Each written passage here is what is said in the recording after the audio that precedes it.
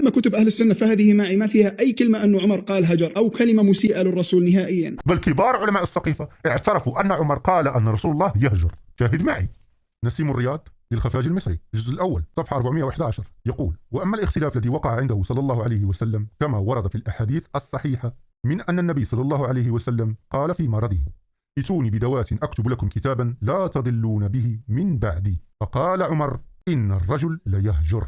قال عمر: إن الرجل ليهجر، حسبنا كتاب الله.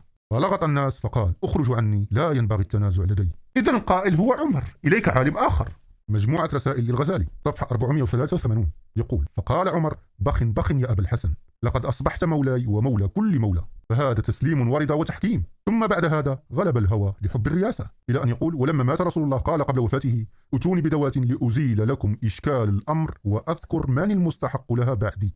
قال عمر: دعوا الرجل فإنه لا يهجر.